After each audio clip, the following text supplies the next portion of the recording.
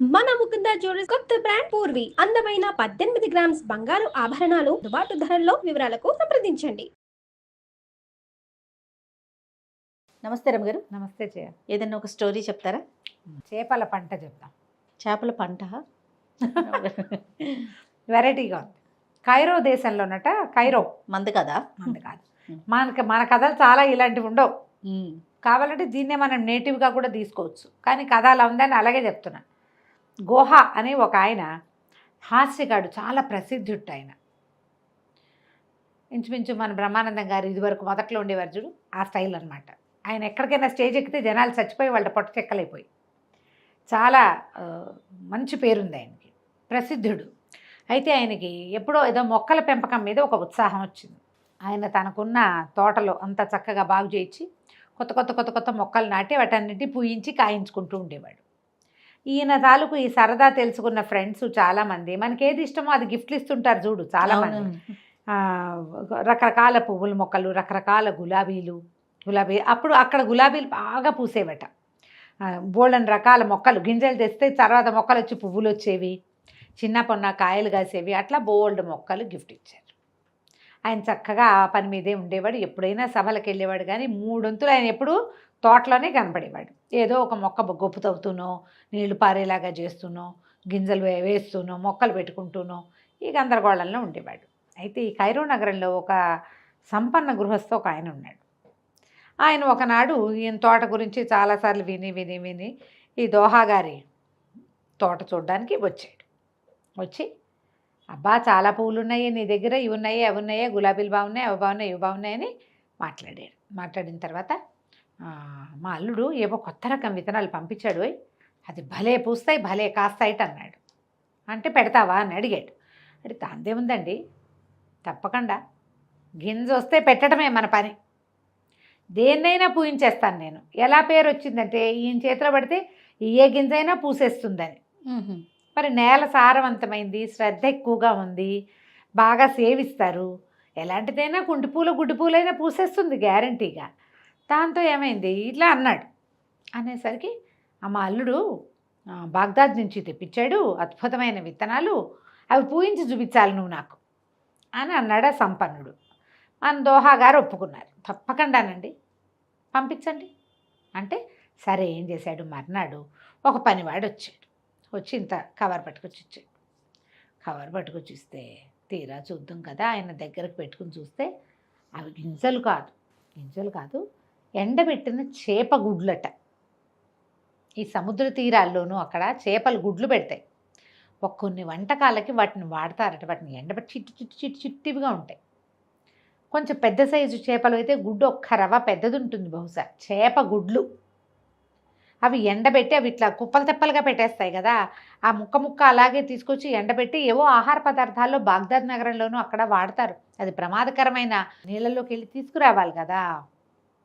ముత్యాలు పగడాలు ఎలా సముద్రాల్లో దొరుకుతాయో ఈ చేపగుడ్లు కూడా అట్లా దొరుకుతాయి. పగడాలు కూడా సముద్రంలో, కోరల్స్ కూడా దీంట్లోనే.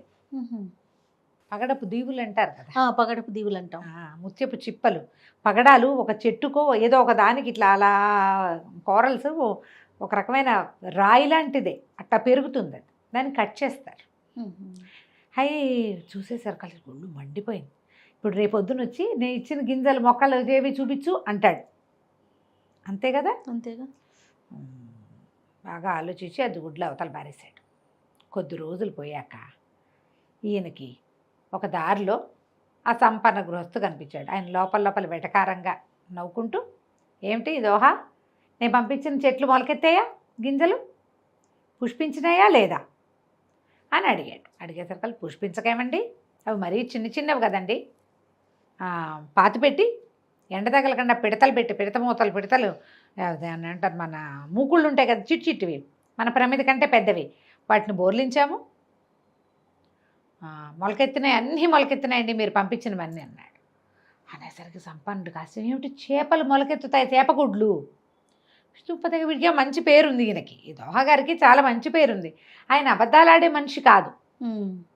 అనుమానం వచ్చింది, ఏమిటి నిజంగా ఏమైనా మొలకెత్తినాయి, అవి గింజలా, నేనే ఏమైనా పొరపాటు పడ్డానా, అదేమిటో చూద్దాం అనుకుని రేపు సాయంత్రం వస్తాను చూస్తానన్నాడు. ఈయన సరేనండి దోహా గారి ఇంటికి వెళ్ళిపోయి వాళ్ళ అబ్బాయిని పిలిచి, ఒరే చేపల మార్కెట్కి వెళ్ళి చిన్న చిన్న చేపల్ని ఒక బుట్టెడు కొనుక్కురమ్మన్నాడు. ఇంతంత అమ్ముతారు కదా బుజ్జి బుజ్జి చేపలు ఉంటాయి కదా, కలర్స్గా ఉంటాయి. అక్కడి నుంచి మధ్యాహ్నం రావటం ఏమిటి, అక్కడి చేపలు రాగానే ఓ పక్కన లైన్గా అన్ని చోట్ల చిన్న చిన్న గుంటలు చేయించి చేప ముక్కులు మాత్రం మొహం ఇంత పిసరు కనపడేలాగా పెట్టేసి వాటన్నిటి మీద మూతలు పెట్టేంట్రా అన్నాడు. ఒక 100-200 చేపల్ని పాతి పెట్టేశారు. అన్నిటికీ ముందు భాగం చేప మూతి ఎంత ముద్దుగా ఉంటుంది, ఇట్లా మహాముచ్చటగా ఉంటుంది. తినే సంగతి వేరే కదా. చేప చూడ్డానికే దాని సౌందర్యం. దాని ముక్కు మూతి అట్లా కనపడేలాగా పెట్టేసేసారు. ఒకటి ఊదా రంగుది, ఒకటి పింక్ది, రంగులు కొన్ని తెలుపు కొన్ని నలుపు మొత్తం పాతి పెట్టేసి బజార్ నుంచి 100 మూకులు తెప్పించి 100 వీటి మీద పెట్టేశారు. అయిందా? సాయంత్రం అయ్యేసరికల్లా మన సంపన్నుడు వచ్చాడు.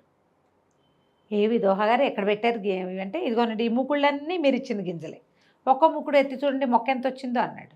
మూకుళ్ళు ఎత్తి చూస్తే ఏముంది, టెంగుమని ఇంత బుజ్జి బుజ్జి చేపలు చూస్తున్నాయి. ఆశ్చర్యపోయాడు. మీ దొడ్లో పెట్టారండి అని అడిగాడు దోహగారు. అడిగితే నేను 100 ఎకరాలైనా 10 ఎకరాలైనా పండించాను, ఇంత బాగా పండుతాయని తెలిస్తే అన్నాడు సంపన్నుడు. ఆయనకు తెలీదు, ఈయన ఇచ్చిన మా అల్లుడు గారు పంపించిన చేపగుడ్లన్నీ ఈయనకి ఇచ్చి వెటకరిచ్చాడు. అవి పండుతాయని నమ్మాడు. ఇప్పుడు అదే అక్కడి నుంచి ఇంటికి వెళ్ళిపోయాడు. ఇంటికి వెళ్ళిపోయి ఆ చేపగుడ్లు అల్లుడు గారు ఇంత బ్యాగ్ పంపించాడు వీళ్ళకి వంటకాల్లోకి. పనివాడిని కేకేసి, ఒరే ఈ 10 ఎకరాలు చదును చేసేసేయండి, మనం చేపగుడ్లు పాతి పెడుతున్నాం అంటే అందరు నవ్వారు. ఆయన చూసి అంతా తవ్వేశారు, చిన్న చిన్న గోతులు చేయించారు, గుడ్లు పాతి పెట్టారు. ఊరంతా నవ్వారు. ఆయన రోజు మూకుడెత్తి చూస్తుండేవాడు. ఒక 15-20 రోజుల పైగా వాళ్ళ అల్లుడు వచ్చి, మీ బొందలా ఉంది, చేపగుడ్లు అసలు అందులో జీవమే ఉండదు, అవి మొలకెత్తడం ఏంటండి, మీరు వెటకారించడానికి ఇచ్చారు దోహాకి, దోహా మిమ్మల్ని ఇట్లా వెటకారిచ్చాడు, ప్రపంచ ప్రసిద్ధిగాంచిన వాడు, వారితో ఆటలాడచ్చా, అదే కదా అంటుపుట్టు సరసం ఆడితే ఏమవుతుంది, ఇలాగ అవుతుంది. అందరూ నవ్వారు. ఆ తర్వాత ఆయన ఎప్పుడైనా కనపడితే బజార్లో అందరూ మొహాలు పక్క తిప్పుకొని నవ్వుకుంటుండేవాళ్ళు. తెలివిగల వాళ్ళ జోలికి వెళ్ళకూడదు ఎప్పుడు కూడా. వాళ్ళతో వెటకారం చేయకూడదు. పులితో వెటకారం చేయొచ్చా, అదే కదా, పులి మీసాలు లాక్కూడదు. ఇగో ఇలా అవుతుంది. అది కంచికి మనం ఇంటికి. బాగుందండి. నమస్తే. నమస్తే.